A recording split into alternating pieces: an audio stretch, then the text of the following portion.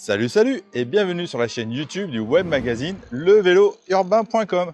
Alors aujourd'hui on va pas parler d'un vélo urbain, et non, aujourd'hui je te parle d'un VTT électrique, et ouais. Et c'est un VTT homologué avec un moteur de 250 watts et qui roule à 25 km/h, mais je te montrerai à la fin de la vidéo, tu peux le débrider jusqu'à 32 km/h, ce qui est pas mal sur terrain fermé, si tu es à la montagne par exemple. Et son petit nom, c'est le Florid Extremer 3. Alors c'est un vélo de 29 pouces qui normalement est capable de faire 120 km d'autonomie. Ça me semble énorme, mais bon, écoute, on va tester ça. Et sache qu'aujourd'hui, cette vidéo est la plus complète que tu trouveras sur ce vélo. C'est pourquoi je te propose de voir ensemble ses principales caractéristiques, de le parcourir en détail, faire son unboxing, de le tester sur route et sur tout chemin. Et à la fin, je te donnerai mon avis ainsi que ma conclusion. C'est parti, générique! Alors avant d'entrer dans le vif du sujet, sache que tu as des chapitrages dans cette vidéo. C'est ce que tu retrouves dans ton player YouTube. C'est ce qui te permet de passer d'une rubrique à une autre, hein. L'unboxing, les caractéristiques, les freins, le moteur, etc. etc. Tu as la même chose sous forme de liste dans la description. Donc comme ça te permettra d'aller directement à une information essentielle si tu la cherches. Si tu apprécies, n'hésite pas à mettre un pouce vers le haut, un petit like, c'est le bouton ci-dessous. Bon, histoire de savoir à qui on a affaire, on va parler de ses principales caractéristiques. Alors on a un moteur roue arrière sur ce vélo et au niveau de la couleur, il est disponible uniquement en ce bleu assez bleu canard un peu, mais assez sympa, de couleur mat. Il convient pour une personne entre 1m65 et 1m95, pouvant peser jusqu'à 120 kg, ce qui est pas mal du tout. Sur ma balance, le vélo il fait 27 kg, ce qui est correct on va dire pour ce genre de VTT électrique. Et on est en juin 2025, le vélo est actuellement disponible au prix de 849 €, ce qui est pas cher du tout. Mais j'ai un code de réduction supplémentaire, si jamais il t'intéresse, n'hésite pas à le partager ci-dessous, car cette vidéo est en collaboration avec mon partenaire Geekbuying.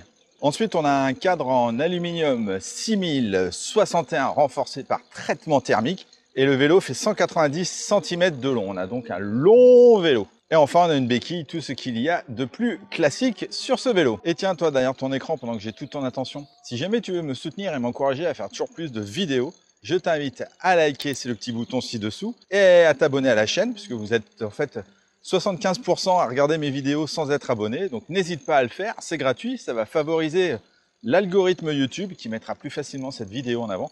Et c'est ce qui me permettra de te proposer toujours plus de contenu. Alors par avance, je te remercie. Maintenant, unboxing. Alors quand tu reçois le vélo, tu le reçois dans un bon gros carton. Mais malheureusement, le vélo, il n'est pas super bien protégé à l'intérieur. Et pour preuve, je l'ai reçu avec la roue avant voilée. Donc la marque a dû m'en renvoyer une autre. À l'intérieur, tu as tous les accessoires, bien évidemment, qui vont bien, hein. Tu as des gants, des clés, le feu, les protections de dérailleur, etc., etc.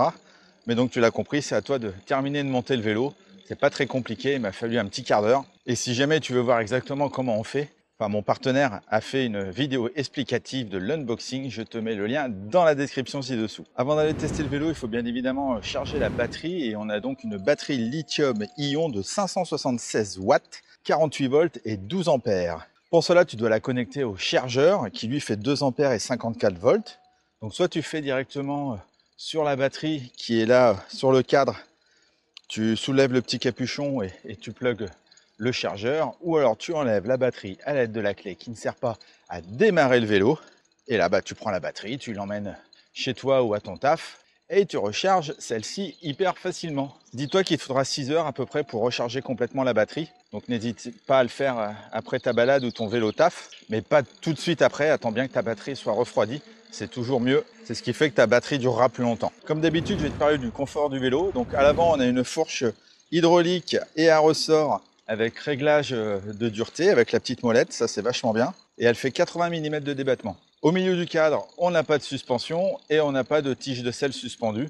Donc on a quand même un vélo assez rigide, sauf au niveau de la fourche avant. Ensuite, on a des pneus de type VTT qui font 29 pouces par 2,4.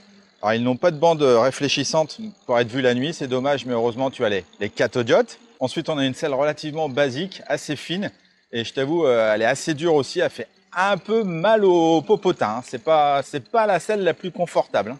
Et on est en appui sur des poignées, alors qui ne sont pas du tout des poignées ergonomiques, c'est vraiment des poignées de type VTT, et elles sont rainurées pour pas glisser, mais je t'avoue, elles sont pas super agréables. Donc niveau confort, écoute, c'est le confort d'un VTT, c'est pas ce qu'il y a de mieux. On aurait pu un peu mieux faire, mais bon, écoute, c'est comme ça. Niveau position de conduite, eh bien écoute, j'ai vraiment une position de type VTT, donc en appui sur les poignets qui sont pas ergonomiques, mais tu peux régler la hauteur du guidon un tout petit peu avec les entretoises, tu peux régler son inclinaison et tu peux régler la hauteur de selle, heureusement. Donc au final, c'est une vraie position de VTT, hein. Il n'y a pas de secret par rapport à ça. Alors, en off-road, ça donne quoi? Parce que c'est quand même l'intérêt, il ne faut pas oublier, on a un VTT. Donc là, je suis sur un chemin de gravier. Écoute, ça le fait sans problème. La fourche fonctionne bien, hein. Vraiment, elle est très agréable. Elle encaisse bien les aspérités de la route. Donc ça, c'est plutôt une bonne chose. Par contre, évidemment, c'est pas du tout suspendu. Donc, je me prends un peu tout au niveau de la selle et des poignets. Pareil, vu que les poignets ne sont pas ergonomiques. Franchement, il faut faire du vélo avec des gants, avec celui-ci. Parce que sinon, tu vas vite avoir mal aux mains, je pense. Maintenant, il est temps de faire le test du freinage. On a des freins hydrauliques à l'avant et à l'arrière. Ça, c'est vachement bien. Et ils sont associés à des disques de 160 mm. Allez, je vais rouler jusqu'à mes 25 km/h. 1, 2, 3... Un peu plus de 3 mètres. Écoute, franchement, bon là, ça glisse un peu, hein, mais franchement, sur le bitume comme ça, un peu plus de 3 mètres, c'est pas mal du tout, sincèrement. Donc, ces freins hydrauliques fonctionnent. Le test du freinage, je valide. Niveau maniabilité, rien de tel que le pump track, le skatepark, pour essayer sa maniabilité. Alors, sachant que le vélo, il est grand. Hein. Hop, hop, hop. Ah bah écoute, c'est plutôt tranquille. Quand on a un vélo bien maniable, il passe bien partout. Ça, c'est aussi avec le grand guidon. Ah, c'est quand même fun de pouvoir faire ça. Hop. Alors là, je suis en sens inverse, mais on va pas le dire. Allez, on va repartir par là. Je vais arrêter de faire joujou. On va continuer le test quand même. Yeeha. Bon, allez, le test de la maniabilité, c'est validé. Parlons du poste de pilotage. On a donc un grand cintre de 72 cm de long. On a nos poignets qui sont pas ergonomiques, hein, et qui tournent un peu en plus, qu'on a vu tout à l'heure. On a nos leviers de frein hydrauliques avec lesquels tu peux freiner avec 2 ou 3 doigts. Franchement, ils sont vraiment pas mal du tout. Ensuite, on a le contrôleur qui fait aussi écran LCD. Alors avec lui, tu peux allumer ou éteindre ton vélo, changer tes 5 niveaux d'assistance. En restant appuyé sur le bouton du bas, tu actives le mode Walk Assist. C'est ce qui permet au vélo d'avancer tout seul jusqu'à 6 km/h. En appuyant plusieurs fois sur le bouton du milieu, tu changes l'affichage de ton kilométrage, de triple ton kilométrage total, ta vitesse max, ta puissance utilisée, etc. sur l'écran. Et en restant appuyé sur le bouton du haut, tu allumes le phare avant, uniquement le phare avant. Et oui, il n'y a que le phare avant qui est connecté à la batterie. Donc c'est un phare LED, tout ce qu'il y a de plus classique. Et à l'arrière, malheureusement, on a un pauvre feu qui fonctionne à pile. Donc ça, c'est un petit peu dommage. Bon, après, c'est un VTT, quoi. Notre écran LCD, il est en couleur. Franchement, il est pas mal du tout. Dessus, tu peux voir ta charge de ta batterie, ta vitesse, tes niveaux d'assistance. C'est comme je te l'ai dit tout à l'heure, les petites infos concernant le trip, le kilométrage total, etc., etc. À droite, on a une sonnette, qui est une vraie sonnette. Ça, j'aime bien. Et on a notre shifter Shimano 7 vitesses SIS. Et voilà, je crois que j'ai fait le tour du poste de pilotage. Et ce moteur, alors bah oui, on a quand même un VTT électrique. On a donc un moteur roue arrière de 250 watts, 50 Nm de couple et 48 volts. Il est associé à un capteur de vitesse, c'est ce qui fait que tu n'es pas obligé d'appuyer sur les pédales pour que le vélo il avance tout seul. Donc c'est ce que j'appelle un vélo de feignant. Mais bon, par contre, tu uses plus de batterie. Et au niveau de la transmission, on a un dérailleur Shimano 7 vitesses SIS. Le vélo te propulse jusqu'à 25 km/h pour respecter la législation française, mais tu peux aussi le débrider jusqu'à 32 km/h. On a donc un vélo homologué quand tu l'achètes. Alors, sans assistance, ça donne quoi? Bah écoute, c'est pas mal du tout, hein. Je suis en vitesse 5, vitesse 6, et je suis à, t'imagines, je suis à 16 km/h. Donc c'est vachement bien, hein. En assistance 1, bon, tout de suite, ça va un petit peu mieux. Je fais 18. Assistance 2, il ne se passe plus rien là, je ne fais pas une grande différence. Assistance 3, 20. Assistance 4, 22.